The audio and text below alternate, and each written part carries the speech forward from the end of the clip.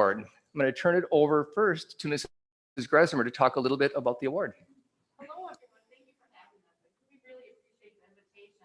This is Isla Donahue, and Isla's art was chosen for the state of Wisconsin for the Child Creative Power Award.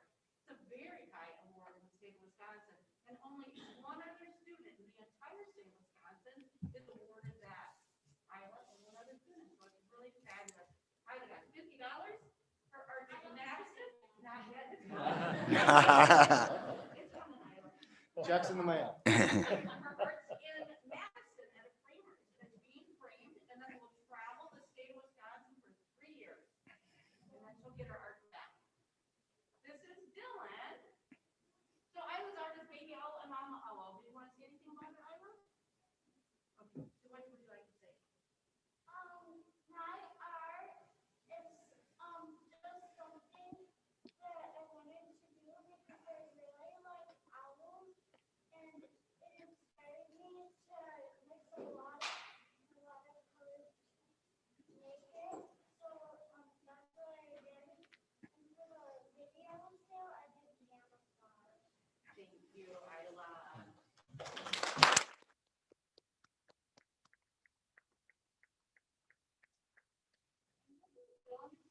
Dylan did a beautiful, brilliant fantasy monster, and Dylan won the Youth Creative Power Award for the state of Wisconsin. So there's one other child in the whole state that also won the Youth Creative Power Award. Dylan got $50, and we studied color theory, and the judges loved his work with the rainbow colors, the tints, the shades, the primary colors, secondary colors. They just loved it. And his art is also as a framer in Madison and will travel the state for 3 years. Wow. All right. So Dylan will be like 15 when he gets it back. Any questions, anybody? Would you like to say? Dylan, you have any comments? I'm also making brilliant fantasy. Thank you. All right. Very neat. Great job.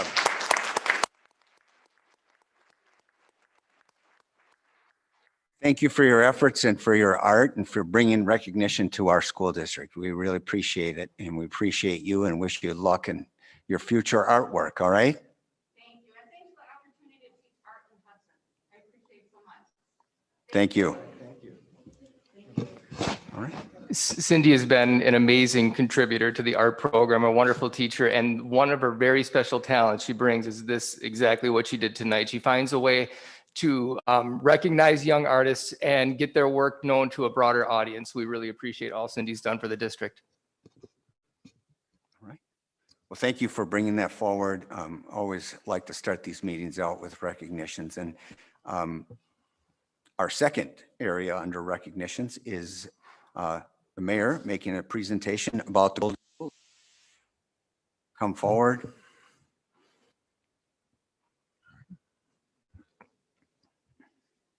Rich O'Connell is the mayor of Hudson, and we've had some discussion about this at the board level. It's starting to pick up steam, so I'm excited to hear how it's going there, Mayor.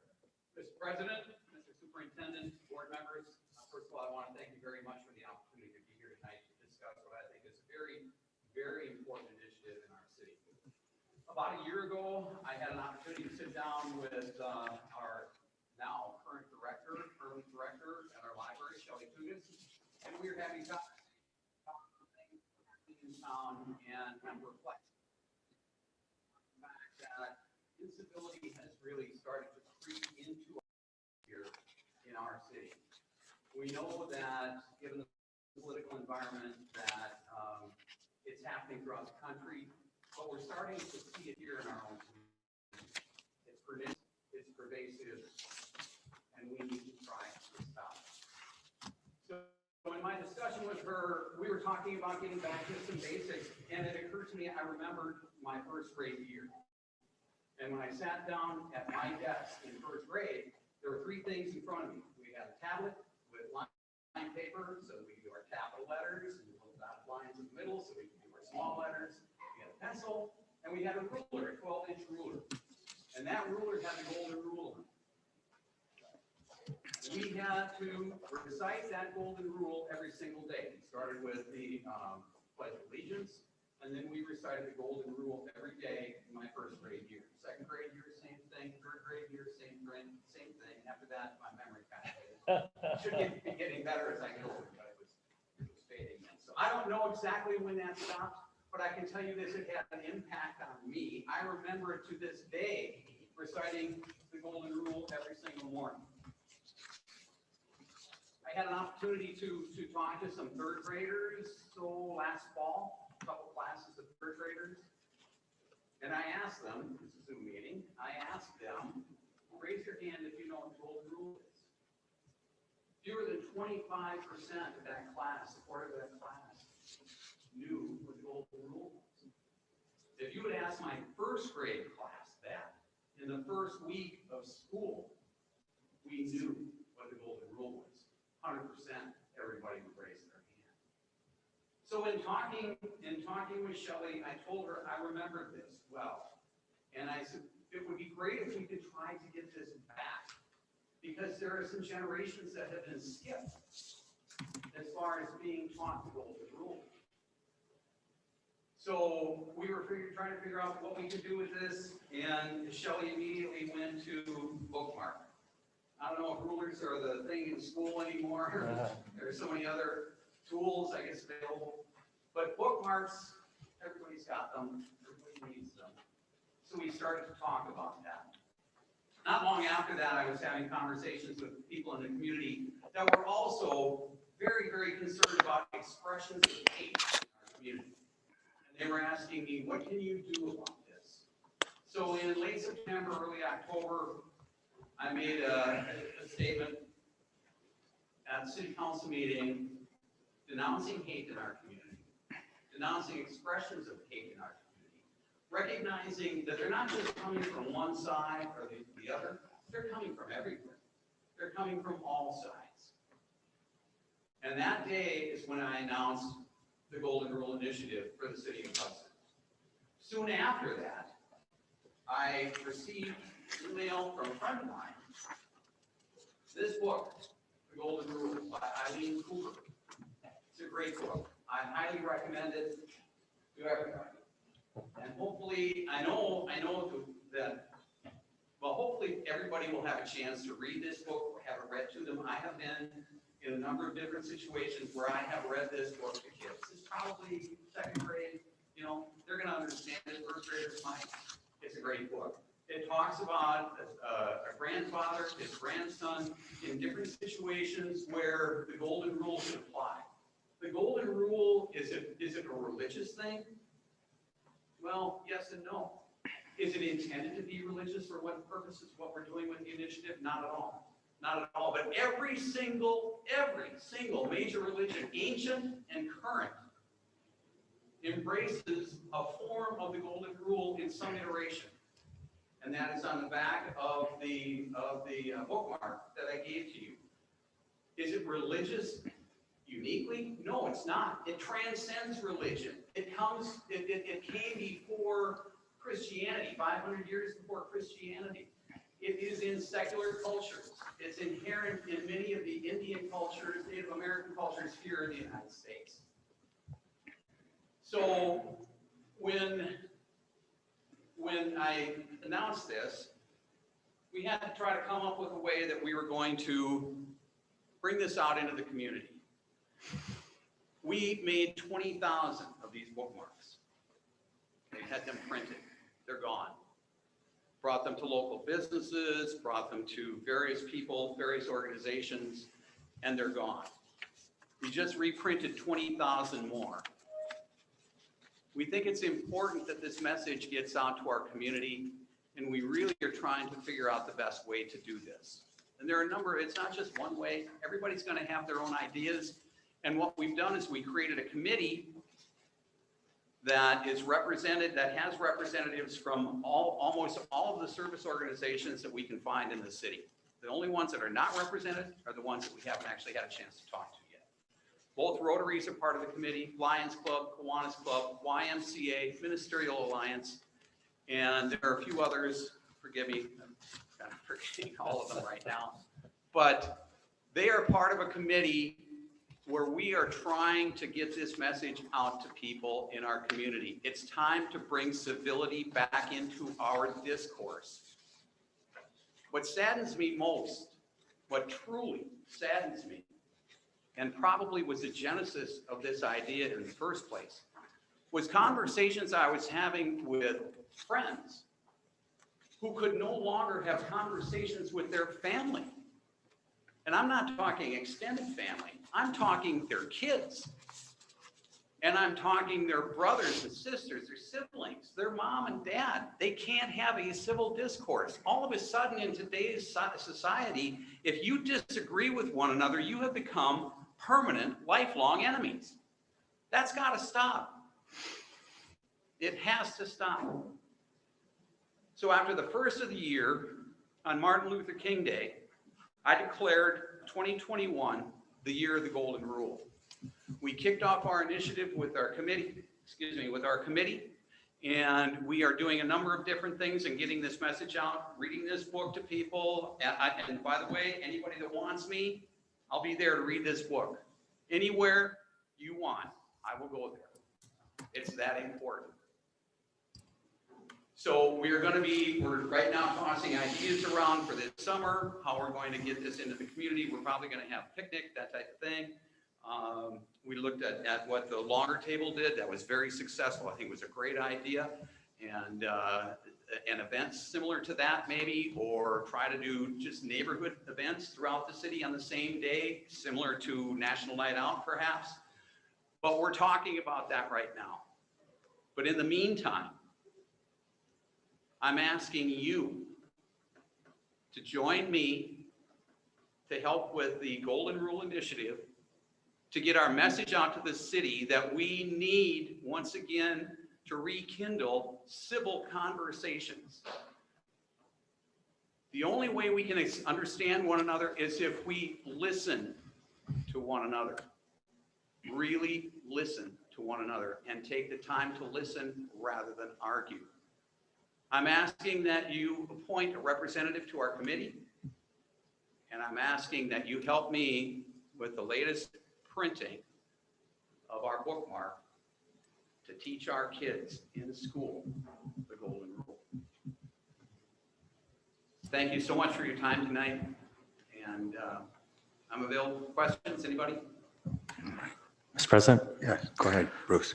Well, I just want to say thank you for coming tonight, and thanks for the leadership, because real leaders continue to repeat the message over and over. It's not as if I've heard you just say this once. I've seen you at a number of venues. So I appreciate that. I appreciate you continuing to be out and be bold. I bought the book. I read the book. It's fantastic. The message, yes, it's simple, but that's what this is all about, just treating others the way that you want to be treated. So thanks for the continued leadership and keeping a focus on Hudson and what we can continue to do here as a great community. Thank you. Thank you. Anyone else? One thing, Yeah. if I may add, Shelley Tugas at the library and I had an opportunity, a month ago, maybe, to interview the author of this book, Eileen Cooper. That is posted on the library website for anybody that's interested. It was a great, very delightful conversation that we had. Great author, great woman, and we thanked her obviously for the book. She thanked us for the resurgence in sales. So I'd say over 100 of these books have already been bought here in Hudson. So again, thank you all so much, and I hope that that we can find that we can work together on this. We really would like to have the school district part of this initiative. So thank you. Thank you, Mayor.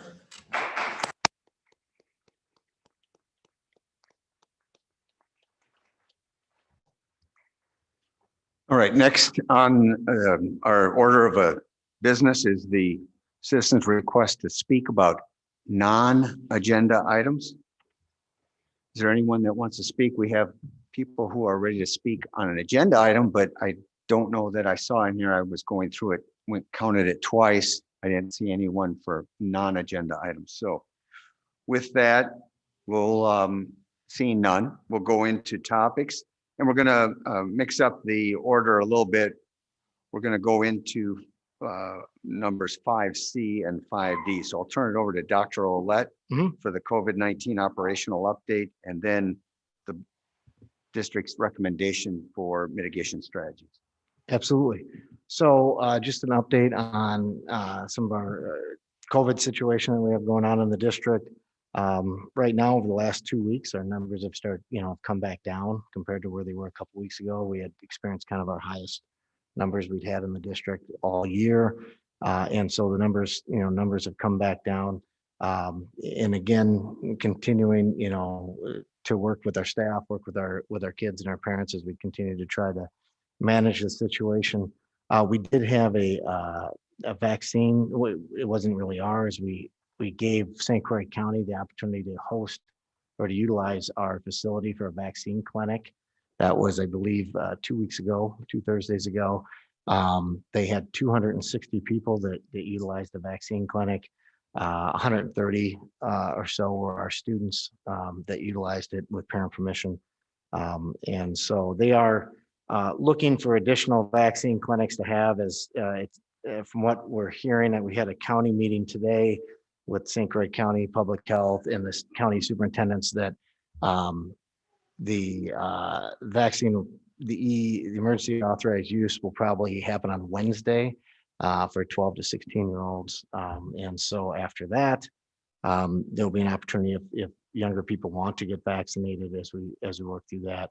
And then the other piece that we have with it is as far as the operational update, we're continuing to kind of move along.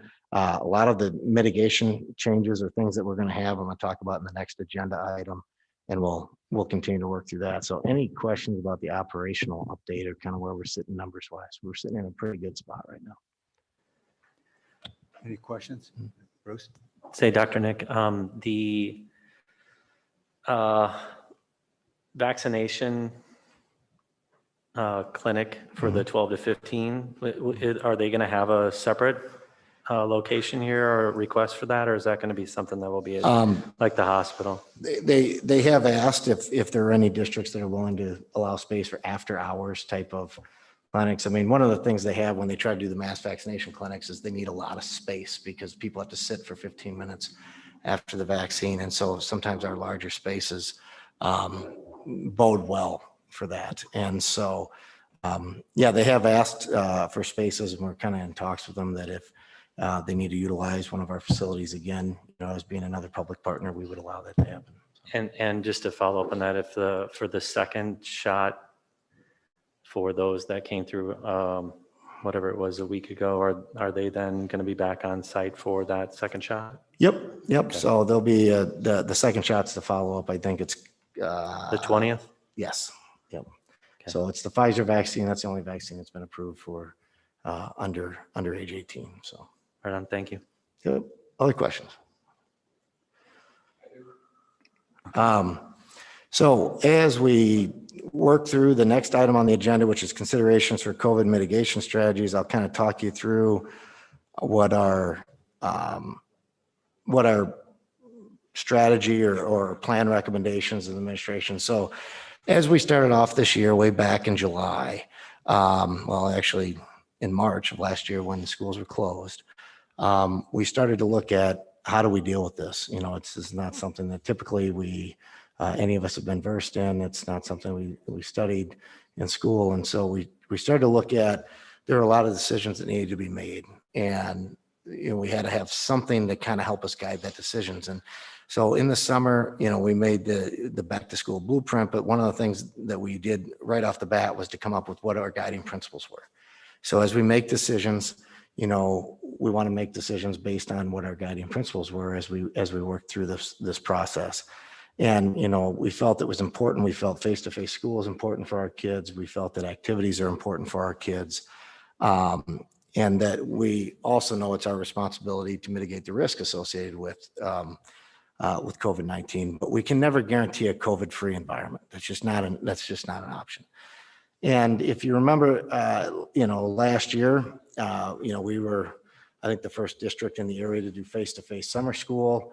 and to give it a try.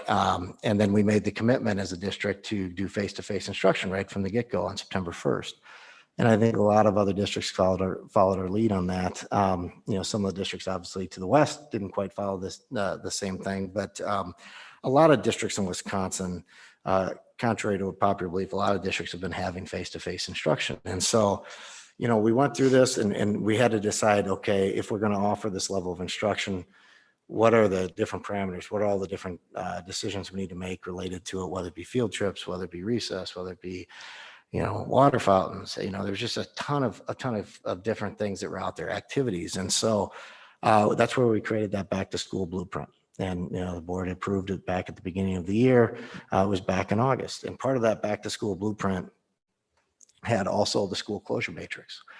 And one of the things I think we've prided ourselves on as a school district is we have been flexible and we've made adjustments as we need to make adjustments, and there were, we heard from both sides of the argument, people that wanted things locked down very tight and people that wanted things very wide open. And, and what we tried to do is we tried to really find what we felt was a pragmatic approach. What's a reasonable approach as we continue to move through the process and we continue to move through the school year. And so, we had made adjustments, and sometimes people would say, well, you're changing the matrix just to keep kids in school, or you're changing this to do this. And what it is as we continued to get more and more information, as we had longer and longer we'd been in school, we felt like we were able to make different decisions and we were able to guide those decisions as we move forward. And so, it kind of brings us to where we're at right now, where we've made some of these changes, whether it be the school closure matrix or back in April when, we made the decision that we're going to be committed to face-to-face instruction to get through the end of the year. Or even, the board made the decision on requiring masks before the governor came out with the mask mandate. I mean, if you remember, your back to school blueprint was actually passed before the governor's mandate. And so all of these things come into play. And as we've gone through this, we started off the year with a lot of plexiglass everywhere. And since then, we've kind of reduced some of those things as we've worked through it. We started off at the year having our staff, wiping things down, consistently multiple times throughout the day. We've made adjustments that way. We've adjusted the schedule where we went to an IDL model that gave people the option to remote into classrooms. And that was a model that actually was followed quite a bit by quite a few other districts. Some use Google Meets, some use Zoom and things along those lines. But we've made adjustments. And then when we did that, we did the 3-hour early releases on Wednesday, and we try to balance the needs of our staff. We try to balance the needs of our kids. We try to balance the needs of our community. And there's a lot of competing interest. And none of these decisions are ever made in a vacuum, and none of these decisions are ever made with an intention of typically, intentionally trying to tick people off, contrary to how, people may feel. And I think, but we want to constantly make adjustments and do things that we think are within reason. And so, like I said, we've made adjustments to the school closure matrix, and then we've kind of moved away from it. And now we've made the commitment to face-to-face instruction. Back in April, we said, we want to continue to keep the mask indoors, but we removed the required mask outdoors. And then, before you know it, the state came and kind of followed that too. They didn't follow us. It just happened that we were there slightly before they were. And as we continue to do this, so now as we think about our next set of recommendations, we're looking at what is the natural next step as we try to unwind some of these things, because nobody in administration, and I believe the board, thinks that these things need to carry on into perpetuity, and people need to see there's a light at the end of the tunnel. And so as we continue to work through these different things, we want to be reasonable and we want to be responsible about this, knowing that no matter what we do, we'll have people that don't think we've gone far enough, and we'll have people that think we've gone way too far. And, that's just kind of the nature of the environment we're in right now. About a month ago, we changed our close contact ruling or description to within a 3-foot radius from a 6-foot radius. And we've done that for about 40 days, I think. Aaron, is that about right? We've done about 40 days. And we wanted to watch and see, okay, what kind of, impact could that potentially have on the spread? And so it's been, we've been able to manage, and it hasn't had a negative impact on the spread. And so, now what we're seeing is, moving into some of the next, what we think are reasonable or logical steps. And so I'm gonna take these in two different parts. So there's kind of the masking piece recommendation, and then there's the close contact tracing or the contact tracing recommendations. So the masking recommendation is that the administration would recommend wearing masks to the end of the school year, and then come June 4th. Once the school year is over, then we'd move to optional masking for summer activities, and, to give it a try. And again, just, let's see how things go, and let's kind of this gradual release model. We would, then we have the other part of the recommendation, which is contact tracing. And contact tracing, what we would look at doing is starting as effective tomorrow, would be that if both parties are in a mask, so if we happen to have Johnny in third hour English that ends up testing positive, and in the past, the 3 students that kind of sat around him have had to go home as close contacts. What we've found over the course of the year is that there's a very, very, very, very, very low chance of them actually testing positive around them when both of them are in masks. So we've had thousands of kids that have sent home as close contacts. We've had very few, if any, that have tested positive. Now, we've had a lot of close contacts test positive that are close contact because, maybe they're at sleepovers, or maybe their parents have it, or maybe they're carpooling, or things outside of those different components. And so, Okay. Please, you'll get opportunity. People that have submitted forms will have an opportunity to speak if you've submitted a form. All right. Okay. Well, so what the recommendation would be is that if both parties are in a mask and their only contact was the fact that they were both in school together, is that no longer would we be expecting those folks to quarantine. And again, that's just based on we're 8-9 months into this, and we can look at our own data and we can say, okay, we think this is a reasonable step. You're going to have people that are going to say it's not reasonable. CDC hasn't made that change, and you have other people say it's not going far enough. But we think it's a reasonable step to take, and it will, essentially for most of our kids that have to go home and quarantine, as it relates to close contacts, it would eliminate a lot of those. So kids, are in the buildings and continue to work that way. And then any students that are currently out as close contact related to school, because maybe it happened today, maybe it happened Friday, whenever it was, they'd be allowed to return tomorrow, if they're, without symptoms and their only contact was through a school setting. So that's our recommendation. And I know we're going to open it up for public comments, not necessarily public questions, but public comments before the board's going to have their discussion. But I just wanted to make sure, we kind of talked through, this is a kind of a continuum as we kind of continue to work through this stuff. And that, again, we're well aware of that there are going to be people on each side of the issue that are either going to be not happy or happy. And that's just kind of the world that we live in right now. So without any further ado, President Johnson, I'll turn it over to you for the public comment portion. all right. And so just to be clear and to repeat that for agenda items, for non-agenda items, we ask you to fill out a form before we get to that point in the meeting. And then once we get past that point, then it would be only discussion that would relate to an agenda item. The board policy says the chair has discretion on the length of the comments.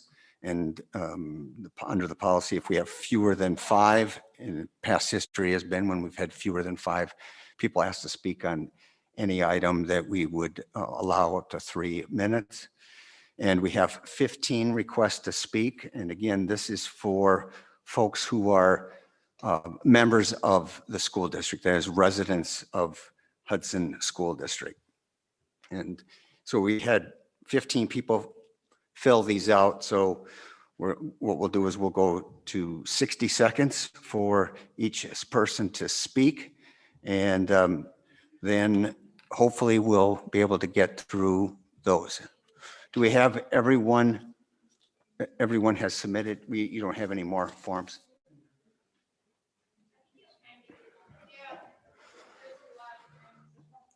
Okay.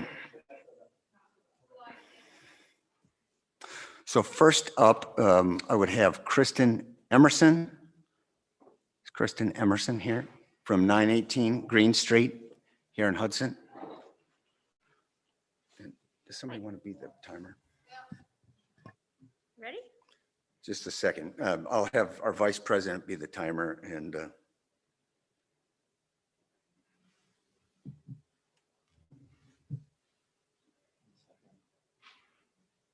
go to clock.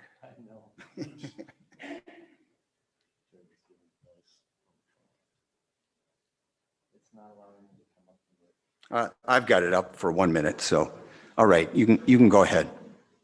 Hi, I'm a parent of a student at the high school here. I am submitting a petition on behalf of over 250 people who have signed with kids in the district. I'm just going to read it to you.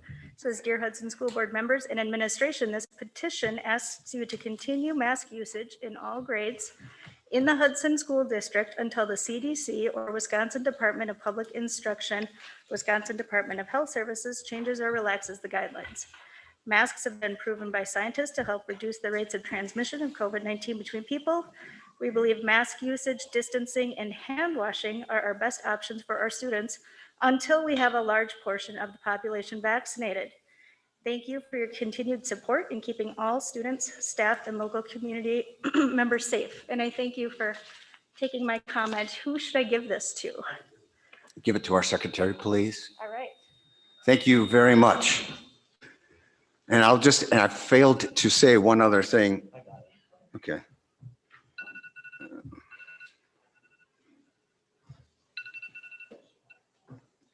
One thing I failed to say was that prior to tonight's meeting, I know that I personally received dozens, I'll say, of emails on both sides of this issue and read them all. And so I would, if people choose to use their 60 seconds to repeat things in the emails that all board members have read, that's up to you, how you choose to use your 60 seconds. But we've got one down, 14 to go. And next up is Fred Young. Okay. And Mr. Young, I won't butcher the name of the street. You go ahead and pronounce it. Awatuki Trail. Okay, Awatuki, got it. All right, members of the board, Dr. Ouellette, Superintendent, thank you for both your service and your time. By way of background, I'm an attorney of 15 years. I have 3 kids in the district. One kid still in daycare, about to open and enroll into the district. We, by way of background, I suppose, I grew up in a home with a mother who is a teacher of 48 years. My father served on a school board for a couple of decades. And I think our dinner table conversations probably sounded a touch different. I would just encourage the board to consider that the rubric has changed entirely, given that the vaccine is available for any adult. And Wisconsin Department of Health has still recorded 0 deaths for anyone under the age of 20. With those facts in mind, I would simply ask that the board perhaps consider this with a little bit more urgency. And I know our family has decided to apply to a different school and has been accepted. We will be taking our children out of the district should mask wearing be continued. Thank you.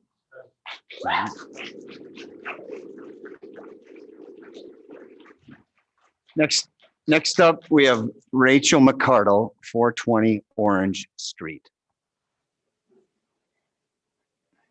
Apologize for reading fast. I would like all of my words to be heard tonight as I prepared a statement. Follow the science, listen to the experts, do it to protect others. We have heard these 3 things on repeat for over a year now. I have questioned this narrative and the manner in which we are blindly supposed to follow from the beginning. 1, science is never settled, and I'd like to remind you that just like politicians, science can be bought. 2, many of the experts we are supposed to listen to have conflicts of interest, and anyone who goes against their narrative is immediately silenced. I believe all sides should be equally presented and not censored. 3, why are we following a one-size-fits-all approach? When it comes to healthcare of my loved ones, I want it individualized. Do it for others and not you phrase could be said for many lifestyle choices like diet and exercise, but I don't see that being pushed as hard as masks. I've watched neighbors turn on each other. I see children living in constant state of anxiety. I've seen the leaders of our country, all the way down to the leaders of our communities, pick and choose when and which rules they choose to follow.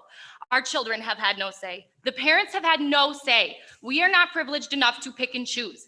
If anything, we are publicly shamed for trying to do what is right for our children. It is time for all parents to say enough is enough and to start taking their decisions back into their hands. Body autonomy is our right. Informed consent is our right. A public education is our right. I ask that this board please make masks optional. Put the power back into the parents where it belongs. Unmask our children.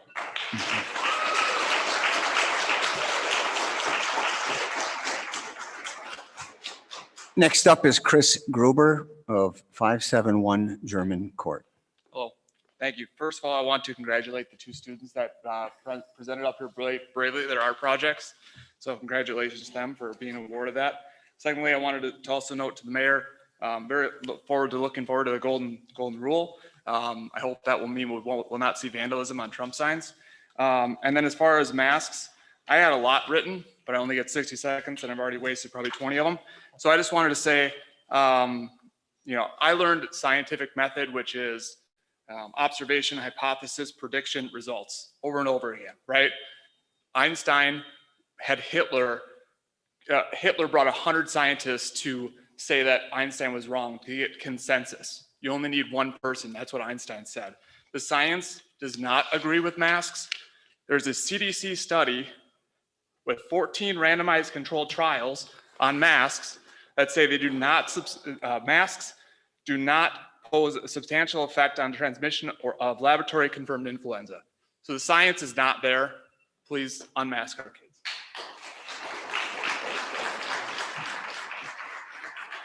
Thank you, Elise Moulter.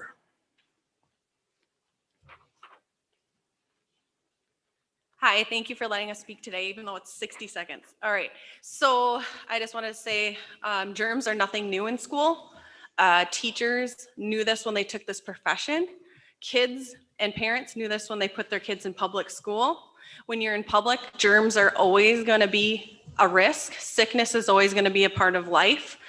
We're here to say, make the mask optional. If someone feels more comfortable wearing a mask, great, let them do that. If they don't force them. Our state is wonderful. We have 3 exemptions to vaccines because we respect people's bodies, respect their choices for themselves. Same should be for the mask. There should be 3 exemptions for the mask, the same as there are for vaccines. People should not be forced to do anything, especially children.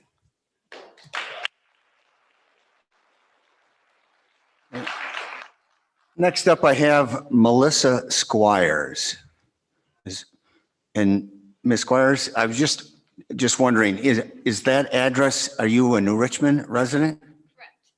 All But right. I know what happens here will transcend to New Richmond. So I feel like Hudson. Yeah, I'm sorry, but to be fair to our residents of our school district, we open up the comments to Hudson residents, all right? Wonderful. Thank you. Yep. So that takes the next 3 ones. So moving on, Beth Weiskopf. Sure. Before I start, can I hand out real quick something to all of you? Sure.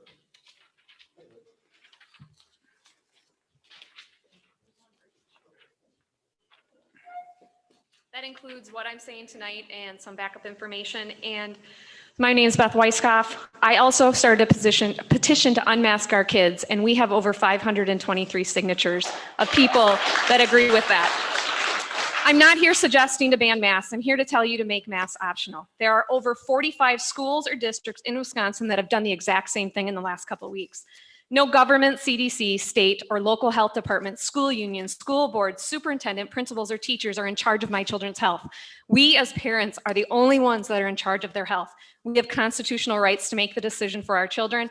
No one but us are in charge of our children's health. And I'd just like it on record that you denied my religious exemption for my children, which is totally unconstitutional. I would like to remind the board that you have taken an oath of office to support the Constitution of the United States and the state of Wisconsin. The district does not have a board approved policy to require masks, therefore unconstitutional. And this was relied by the district superintendent and the student services, Aaron Schildgren. The statutory duties that you are relying on, Wisconsin Statute 118 speaks of the duties that are broad, but they cannot go against our constitutional rights. Everything else, I think my time is up, is in that handout, and I've emailed you all. Please unmask our children.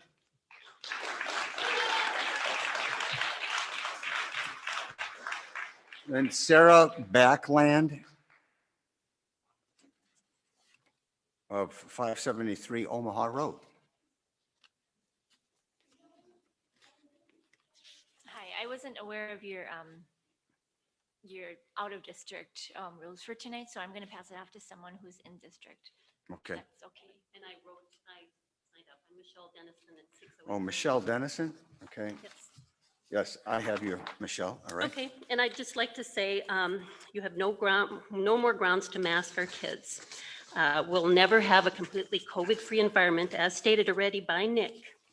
The side note that the vaccines are not FDA approved. You're injecting your body and our children's body with an experimental gene therapy. We don't yet know the side effects that this will have. Close contacts, just because a child tests positive doesn't mean a whole lot. If someone doesn't exhibit symptoms, they don't transmit. You all took an oath of office to uphold the United States and state constitution. I'm asking you tonight to honor that oath that you took. You can do that by making masks optional to represent all people. Thank you. Thank you. Rico Heisler, 1404 2nd Street.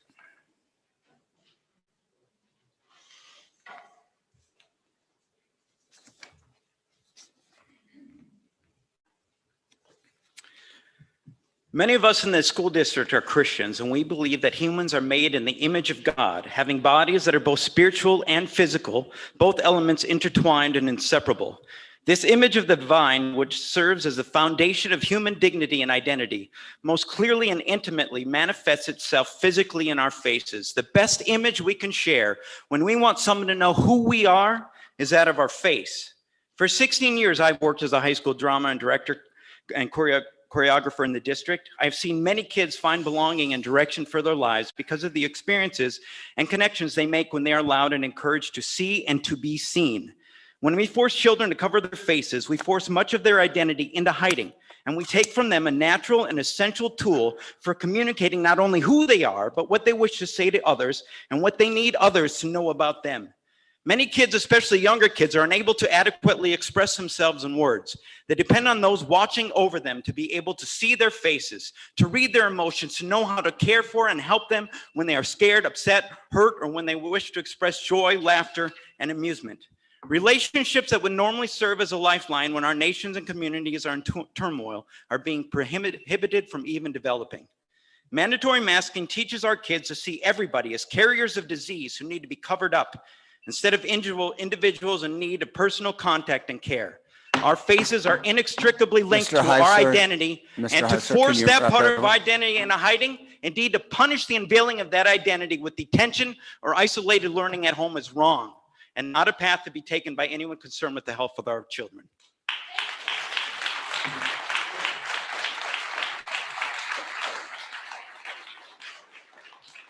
So Jim Dennison is next.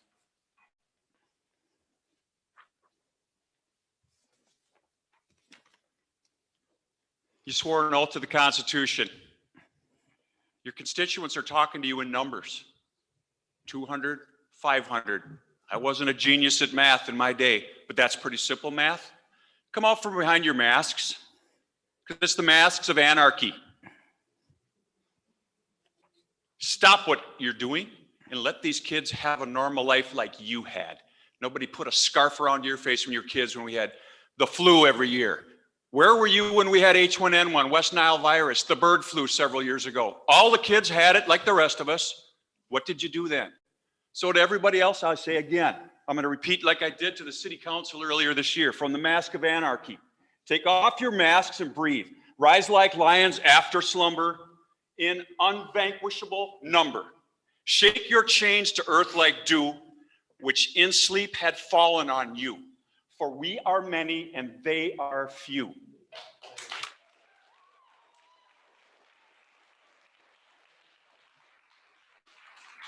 Angela Bose, B-O-E-S-E, 870 Wildwood Lane.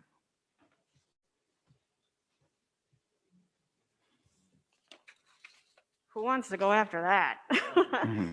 I just want to say, I realize that everyone has a lot of passion around this topic, so I recognize that.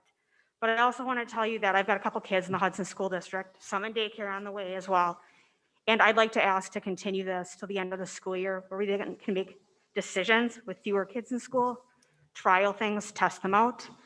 And then hopefully next year, we can go unmasked or choice masked. And that's all I'm asking. I'll give up the rest of my time since other people are going over. Thanks. Thank you. Thank you for your comments. All right, then Shelley Vance is the last one. I can't tell what community. Are you from Hudson then? Okay. I live downtown. Just make this super quick. I have 2 kiddos, a 4K and a 5th grader. We kept them home this year because I wasn't comfortable with them masking. We plan on keeping them home again next year if masks are mandated. So just asking that make it optional so my kids can go to school. They miss their friends and I want them to have normal childhood. So thank you. Thanks for letting us speak. Appreciate it. Thank you.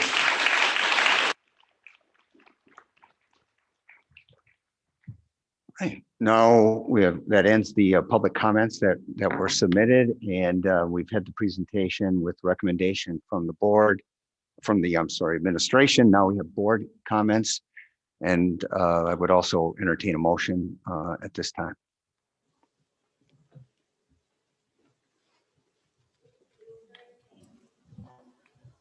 Anyone? Yeah, I move to approve the recommendation brought forward by administration to finish out the year with masks and to move to optional at the start of the summer school year. All right, and to be specific, the recommendation specifically stated starting Friday, June 4th. And I know that. I'll accept a friendly amendment there, James. All right, well, we'll put that placeholder in, but if we change that date as a result of the discussion, we'll just need an amendment. But we have a motion. Is there a second? Second. All right, we have a motion, a second, so now it's open for discussion. Anyone want to speak to this? Yeah, Mr. President, I wonder about the start date. I think that there was a concern raised about there are 2 proms and one is on Friday. And so if we wouldn't want to move that start date possibly to the following Monday, just to make it clear that the same rules will apply to both proms. Okay. All right. Do you want to have, all right, do you want to, is that a formal motion to amend to June 7th, then the start of optional masks? Is this masks? not working? Oh, there you go. Yep. So I would offer an amendment, a friendly amendment, Bruce, to move that to Monday, June 7th.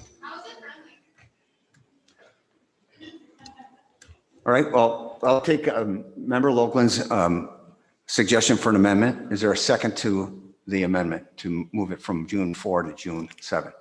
Carrie, you second? I'm not seconding. I would like to ask a question. Sure.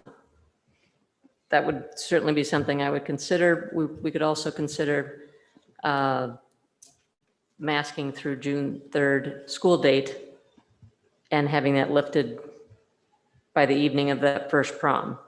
That's not something I'm bound to, but I would like to discuss rather than discuss either moving it till, Thursday night or till Monday morning. for summer school. And we do have a primary motion, so all discussion is fair at this point, so. Okay. You made a point to, instead of moving it back, move it up to 5 PM on June 3rd. Just so that the kids attending prom have an equal opportunity, which moving it to Monday would also be having an equal opportunity. Exactly. Yep. I see your point. And I see Heather's point. Yes, Molly. The only concern I have with that is that parents have purchased tickets based on the idea that their kids are wearing masks. So I would say at this point, I have heard from a parent that they don't want to send their kids to the prom without wearing masks. So I think a logical cutoff would be that Monday. Okay. So if we can please have order. We had the public comment portion. That portion is now over. All right. We have board discussion now at this point. Yes. I agree with Member Carrie. I feel like prom is a really special time. If we're gonna offer one with masks, one without, it's not fair. And prom is optional. So if there's a parent that really feels strongly about that, they can either not send them or they can wear a mask. They're optional. Mr. President. Yes, Bruce. So, I mean, just because we make choices here and choose to do things differently, there are still sports that are going on, right? So like state track, for instance, is like mid-June. So if a kid ends up getting, positive tests, they can't participate in those sports. So, there are other actions that are happening here that we don't have any control over. We don't have any control over the WIAA. We don't have any control over what happens at some of the sectional, levels. So I think we just need to make sure that we're understanding that, yes, we have choices that we can make here at a local level, but there are some choices that we don't have as much control over for what happens and the participation for our kids. Okay.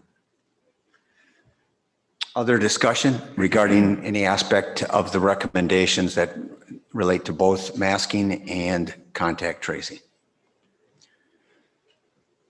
I would point out that, and I appreciate Bruce, you bringing up the down the road potential implications of a large gathering of kids without masks.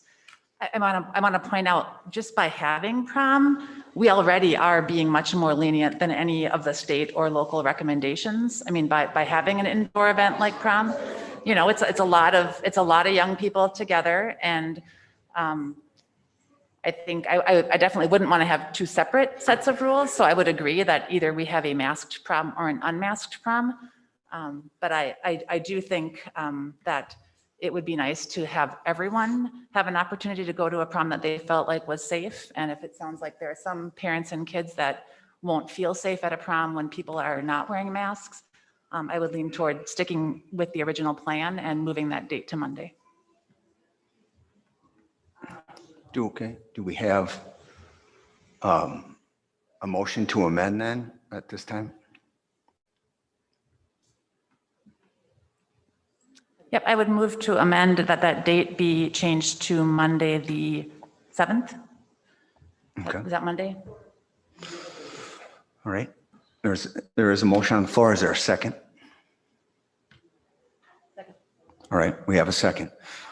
Any further discussion on the motion to amend the start date from June 4th, which I presume was intended to be in the morning? I guess we didn't have a specific time in the recommendation. Yeah, I mean, we just set it up as it was the day after the last day of school, so there wasn't a specific time associated with it. So. Okay. Can I speak, Mr. President? Yes, Kate. I would be really inclined to continue it at June 4th. I think we have a lot of people here are really passionate, and I think it's really exciting that so many people want to be involved. And I think that people have been more than reasonable in waiting, and I am hearing that people have had enough. And kids deserve to go to prom and have fun. I really don't want to see two proms that are masked. Perhaps they do one of the proms masked, one of them not, but I can't agree with that. Right, is there further discussion on this issue of the date, the start date for making masks optional? Okay. All right.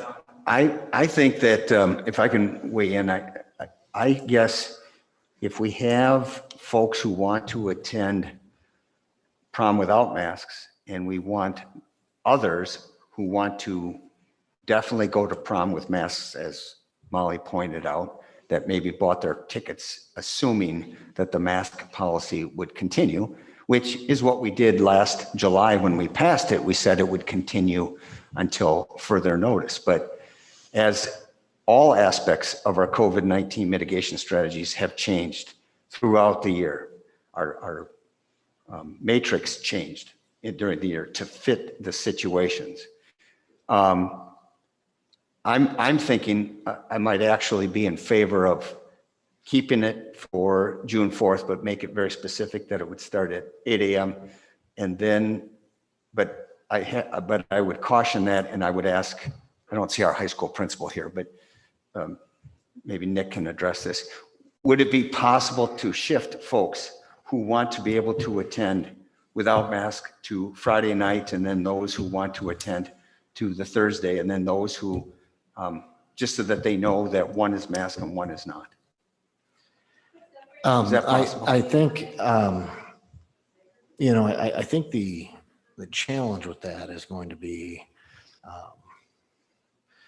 so we've purposely set 2 proms so that we got their numbers down for those events. And so if you have a majority of people that take one or the other side of the argument, regardless, what ends up happening is then all of a sudden you have extremely lopsided events, regardless of which side of it. And so,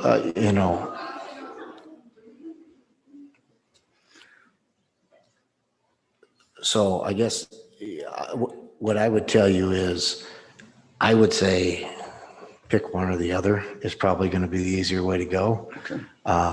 If you want to keep masks through the end of the day on the 4th, that's fine. If you want to have it be over at the end of the school day on the 3rd, that's fine. I think, when we originally looked at this, prom this is 100% my fault. I didn't put prom on the radar as far as when we picked that date. And I will take the blame on that one and the angst that this has caused, because I forgot that they were kind of split over those 2 days. So, my recommendation would be to kind of pick one or the other, just because I think it's going to be kind of hard to, we can always shift kids. That's not the end of the world, but I think it's more of the, if all of a sudden you end up, regardless of which one is which, with 300 at one and 20 at the other, it starts to become kind of counterproductive to what we're trying to do to give some level of normalcy to kids. So that would be my feedback on it. Okay.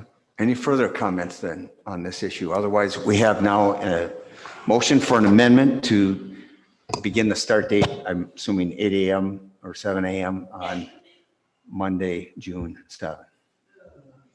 That's a motion that has a second. Is there any further discussion? Okay. All those in favor of the amendment, say aye. Aye. Aye. Those opposed, say nay. Nay. Okay. You're gonna have to do a roll call vote. All right. People We'll are go with a involved. roll call vote. All right. Thank you. Bauman? Aye. Garza? Nay. Hanson? Aye. Loglin? Aye. Powers? Whitaker? Aye. Johnson? Aye. The ayes have it. And the motion is to amend. Now we go back to the primary motion. That is to adopt the recommendations, with the one change now being, instead of starting Friday, June 4th, it starts Monday, June 7th. in the morning. Is any other discussion regarding this? Mr. President, Yes. I do think we have a vocal group here, and I appreciate that you all took time to be here. I do think, especially for those watching and for this group to know, I mean, 2-to-1 unduplicated contacts prior to this meeting from folks supporting the continued mask through the end of the year. 2-to-1. The petition that was presented by the folks who are in the audience right now still has signers in Florida and Ohio. The petition that was presented from those who supported the mask mandate, they cleaned their list and it was all Hudson residents. So I wouldn't want the vocal nature of this room to make folks think that there's overwhelming support to remove masks. All right. All right. Okay. I'm going to ask one more time, please, to restrict your comments from the crowd. You've had your opportunity to speak, and board members have the floor now. All right. Mr. President. So, yes. So when I'm looking at this, I'm looking at us being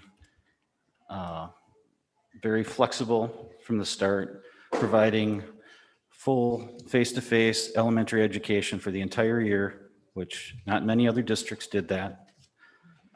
I think we're moving within 3 weeks to max optional. The reasons I have for going to the end of the school year are, I believe it would be difficult for teachers to control if it is optional. I believe there would be some bullying between students from both sides, wearing masks and not wearing masks. It's a good cutoff point. There'll be less kids in the schools in the summer, more opportunity for spacing. I think our community is very happy with how we have handled the COVID situation in our schools and ability to keep face-to-face.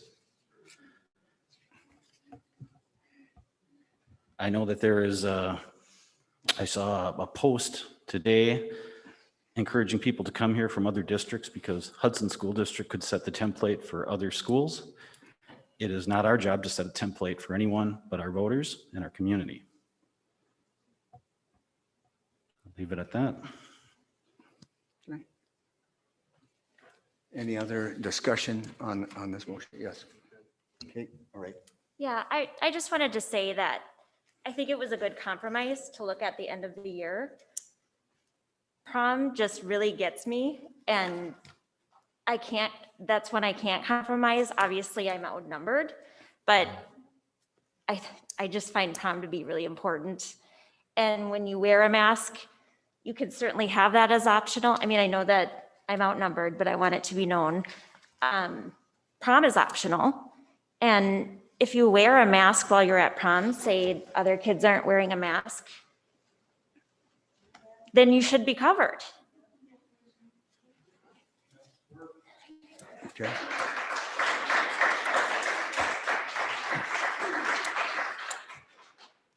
Any other discussion? Yeah, I have a daughter that graduated last year. She did not have a graduation. She did not have a prom. She did not have a senior party. And I think this is a good compromise, and I'm comfortable with it. I wish my daughter had the opportunities that the seniors this year have. Thank you.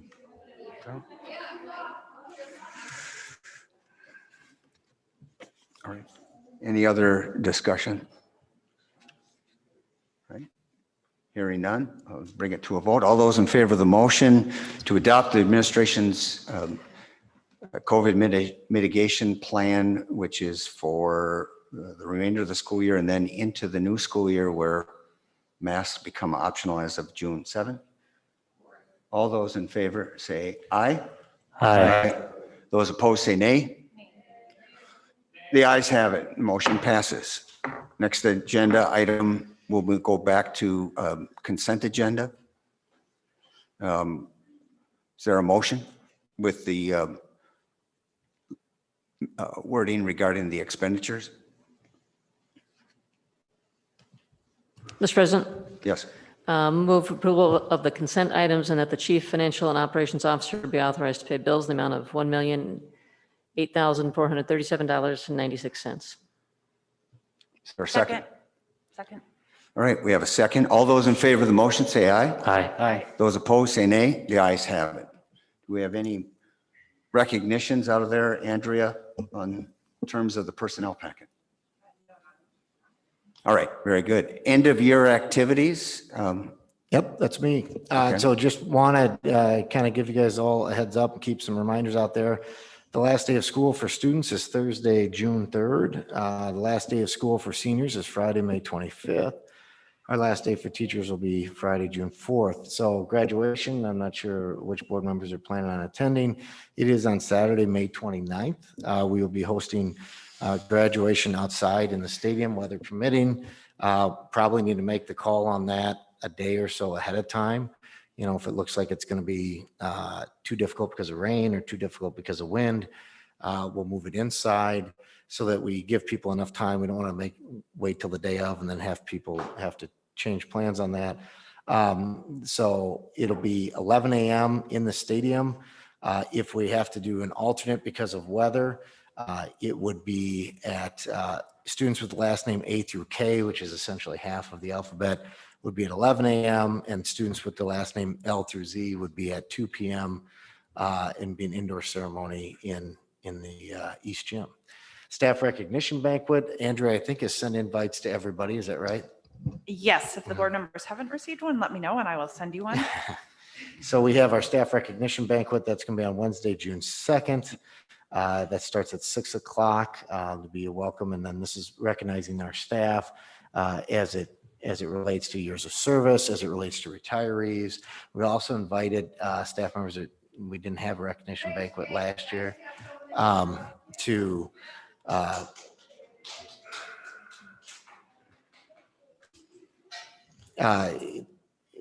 for those that weren't able to come last year because we weren't able to have one last year, we've invited them to be celebrated this year. So we'll have our, I think it's 5, 10, 15, 20, 25, all the way up to 40 years. 10 up to 45 years. 45 years. So our longest serving district employee will be recognized this year at 45 years of service. And then also our retirees. And so that's, I think is a great opportunity. If you haven't had an opportunity, you know, if you don't have a plan, it's on Wednesday, like I said, June 2nd, it'll be at the high school in the forum area. RSVP, I think Andrea's department. Yep, send it to Amanda and it's going to be very different than prior years. So it'll be exciting. Yeah. What's that? That was unlike in prior years? Well, last year, that's very true. No, all years are exciting. This one will just have a little bit more excitement. Yes. Yes. And so, again, just the sooner, the better as far as RSVP for that. So that's kind of the summary, end of year activities. I mean, there are 5th grade fairly wells, 8th grade fairly wells. There are, you know, I think track and field day at the upper elementaries. Those are, you know, coming up and things along those lines. But these are really kind of the large district events that are kind of a district-wide type of thing. So any questions or anything about end of year activities? Okay. Is there any kind of a vote that we need? Nope. Board. All right. Very good. Moving on then to 21-22 Board of Education meeting schedule. We saw this draft earlier and note, while it does include June of 22, that's always subject to change because we always approve the calendar on an annual basis. Yep. So this meeting schedule has been, you know, everybody had an opportunity to take a look at it. So we are, administration's recommendation is that you would approve the meeting schedule for the essentially starting in June for the next 12 to 13 months. So moved. Second. All those in favor of approving the Board of Education meeting schedule for the 21-22 school year signify by saying aye. Aye. Aye. Those opposed say nay. The ayes have it and the calendar is approved. So 21-22 support staff compensation. Turn it over to Andrea. Okay, so with respect to the recommendation, it's as we talked about at the board work session that we're recommending for support staff to have a 2% increase for the 21-22 fiscal year. A variety of reasons, primarily, although we're not seeing settlements yet for the 21-22 school year for the comparable districts, we are seeing that it's increasingly difficult to find staff. We have multiple positions, especially special ed para positions, that haven't been filled most of the year. So we have to be competitive. We have to try to get people in the door, and I would not want to fall behind. Our plan is always to issue letters of intent for support staff employees prior to the end of the school year, which before they leave the school year, then they have that next letter for the fall. And that's why at this point, we're recommending the 2% recommendation for support staff. Any questions of Andrea? Again, this was discussed at our last work session, understanding the need for competition. Do I have a motion to approve the administration's recommendation? So moved. Second. Motion by Bruce, second by Carrie. Any further discussion?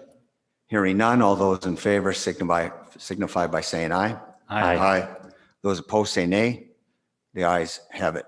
Motion passes. Last on our open meeting agenda is the mission, vision, and values.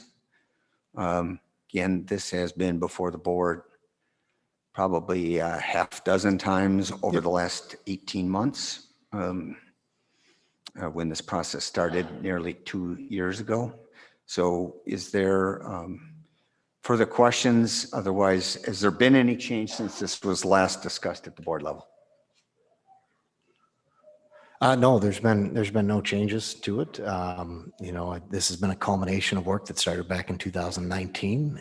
There's been focus groups, there's been surveys, there's been all kinds of different feedback to this will essentially supplant HSD 2025. And so it was a great project that was done in the district, I think way back in Dave, 2007 and 8. Is that somewhere around there? And so this is kind of that next step. And so administration's recommendation would be to approve the new mission, vision, and values statements for the Hudson School District. Is there a motion to that regard? So moved. Motion by Carrie. Is there a second? Second. Second by Member Bauman. All right. Any further discussion regarding the Hudson School District mission statement, the vision statement, or the values?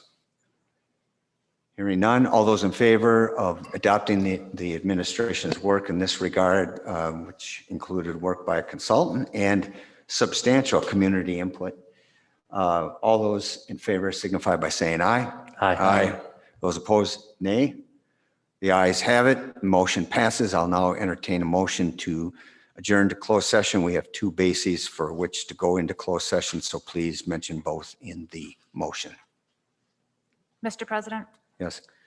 I move to convene in closed session pursuant to Wisconsin statute 19.85, parent 1, parent C, to consider the employment, promotion, compensation, or performance evaluation of any public employee over which the board has jurisdiction or exercises responsibility. And B, pursuant to Wisconsin statute 19.85, parent 1, parent E, to consider competitive bargaining with the certified union for the 2021-2022 school year. Right. Is there a second? Second by Member Whitaker. Calls for a roll call vote. Bauman? Aye. Garza? Aye. Hanson? Aye. Logland? Aye. Powers? Aye. Whitaker? Aye. Johnson? Aye. The ayes have it. We are now adjourned into closed session, which will take place, I presume, in Over the in the media library. center. Yeah, we'll be over in the media center. All right, Media Center. Thank you. Thanks.